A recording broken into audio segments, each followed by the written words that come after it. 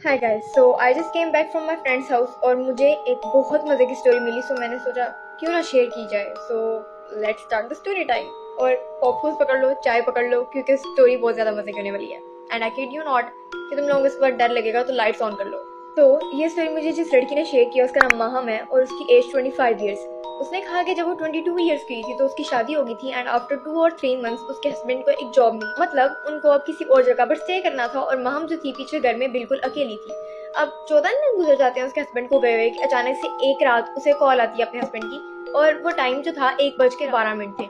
तो उसने कहा कि यार इतनी रात को पहले तो कभी ऐसा नहीं हुआ, मतलब उन्होंने पहले कभी इसे सोते हुए डिस्टर्ब नहीं किया ना। तो इसे बहुत अजीब लगता है क्योंकि ये बहुत अनयूजुअल था कि वो रात के इस टाइम कॉल करें। तो ये कॉल रिसीव करती है और पूछती है कि इज एवरीथिंग ओके। कहते हैं नहीं नहीं, बस मैं तुम्हें टूर देने के लिए कॉल कर रहा हूँ, जहाँ पर मैं स्टे कर रहा हूँ। तो मैंने इतने दिनों से तुम्हें टूर नहीं दिया इस जगह का, तो मैं तुम्हें टूर देता हूँ। वो अपने कमरे से बाहर निकलते हैं और फिर अपने होटल से बाहर निकल के पौधों वाली साइड पर जाते हैं जहाँ पर लाइक पार्किंग वाला एरिया है। तो जब पार्किंग वाली एरिया में जाते हैं ना तो वो बैक कैमरा खोलते हैं। मतलब अब इसे सामने वाला व्यू नजर आ रहा है, अपने हस्बैंड की शक्ल नहीं नजर आ रही। ठीक है, पहले तो ये बहुत टेंशन में होती है कि भाई आधी रात को इसने इस वजह से कॉल किया कि मुझे टूर देना चाह रहा है, बट ओके इट्स ओके, ठीक है लगे रहो।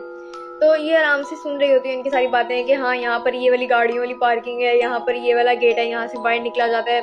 सारी सारी बकवास सुन रही, आई मीन हाँ, सारी बातें सुन रही है। ठीक है, उसके बाद इसको अचानक से एक चीज नजर आती है। अब पार्किंग के बिल्कुल एंड वाली साइड पे, लाइक बिल्कुल कोने पे जहाँ पर रोड स्टार्ट हो जाता है, वहां पर एक बहुत बड़ा दरख्त है और वो इसे कॉल के अंदर नजर आ रहा है। और उस दरख्त के ऊपर ये नोट करती है कि कोई उसकी शाखों के ऊपर टांगे लटका के बैठा हुआ है, बट उसका ऊपर वाला हिस्सा नजर नहीं आ रहा, बस टांगों वाला एरिया नजर आ रहा है। खत्म, मतलब मजे। ये फौरन तब उसे बुलाती है कि अपनी तरफ कैमरा करो और इसकी आंखें पूरी ऐसी हो गई होती हैं, मतलब बहुत ज्यादा शॉक होती है।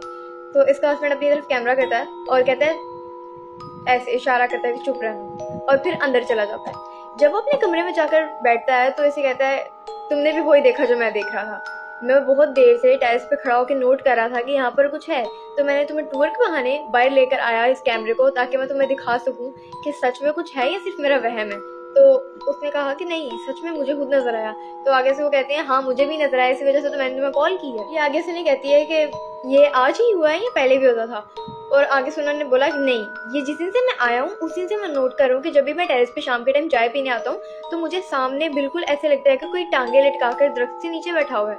लेकिन मैंने बहुत बार अपने बॉस से भी इस बारे में बात की है, लेकिन सारे मेरी बात को मजाक समझ के उसे इग्नोर कर देते हैं। और फिर मैंने सोचा कि क्यों ना तुम्हें दिखाया जाए, ताकि मेरे पास एक एविडेंस तो हो कि मुझे समझ आए मेरा बहन नहीं है और रियल में हो रहा है ये सब कुछ। ये अपने हस्बैंड को कहती है कि अब क्या करना है। तो वो आगे से कहते हैं, कुछ भी नहीं करना, सुबह मैं इस जॉब से रिजाइन ले रहा हूँ और मैं वापस आ रहा हूँ, क्योंकि मैं नहीं यहाँ पर रह रहा, मुझे मरने का कोई शौक नहीं है। अगले दिन सुबह होते ही लाइक फजर की अजान के बाद की फजर की नमाज पढ़ते हैं और इंतजार करते हैं कि जब ऑफिस की टाइमिंग स्टार्ट हो तो ये फौरन अपने बॉस के पास जाएं और रिजाइन दे दें। अभी अपने बॉस के पास जाते हैं और उनसे सारी बात डिस्कस करते हैं और कहते हैं कि मेरी वाइफ बहुत ज़्यादा बीमार है और मुझे रिज़ाइन देना और मुझे घर जाना है। रिज़ाइन वॉज एक्सेप्टेड और उसके बाद वो अपने घर आने के लिए कार में बैठते हैं और अपने घर के रास्ते को निकल जाते हैं। अब इन द मीन टाइम तो अब ये अपने घर के रास्ते पर तो निकल पड़े हैं, लेकिन ये नोट करते हैं कि गाड़ी में पहले से बहुत ज़्यादा सर्दी होने लगी है। हालांकि गर्मियों का मौसम है और गाड़ी में इतनी ज़्यादा सर्दी है कि इन्हें गूस बम्स होने लग गए हैं। तो ये जो रेयर व्यू मिरर होता है उसके अंदर देखते हैं तो इन्हें ऐसा नज़र आता है कि वही टांगे जो इन्होंने वहां पर नोट की थी वो इनकी गाड़ी की बैक सीट पर ऐसे पड़ी है। लगी हो क्या रहा है, ये टांगों वाला जिन क्यों आ रहा है, मतलब पूरी बॉडी में क्या तकलीफ है, आई मीन सॉरी।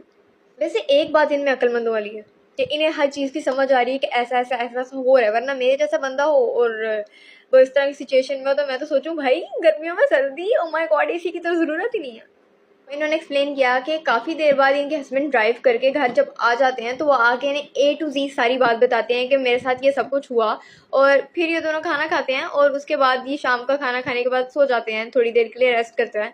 अब इनकी वाइफ ने, जिन्होंने मुझे स्टोरी बताई है, उन्होंने इस तरह एक्सप्लेन किया कि जब ये लोग सो जाते हैं तो इनको अपनी कवर्ड के ऊपर, मतलब वार्डरोब जो होता है उसके ऊपर से वो टांगे लटकती नजर आई जो उन्होंने वीडियो कॉल के अंदर देखी।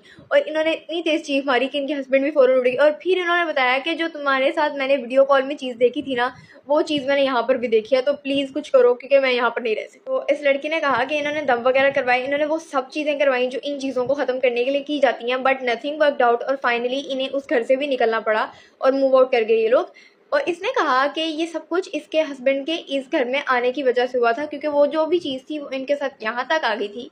और ये सब एक बात से होता है कि अगर आप कभी इस तरह की जगह पर हो जो वीरान हो या खुले आसमान के नीचे हो और आपको इस तरह की चीज़ें नज़र आ जाएं, तो guys never give them importance. उन्हें इतनी अहमियत मत दो या उनको ऐसा फील ना कराओ कि आप उनको देख सकते हो या आप उनकी वजह से डर रहे हो, क्योंकि अगर आप इस तरह करोगे तो इन चीज़ों को पता चलेगा कि आप इंटरेस्टेड हो और समझ रहे हो।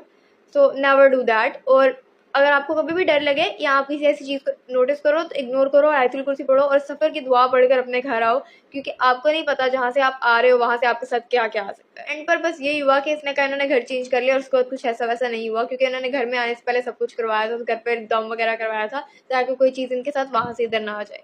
So yeah, that was the whole story. I hope you guys like the story, and if you guys like the story, then do follow, like, and comment if you want to. I love you all. Stay tuned for the more videos. Till then, bye bye.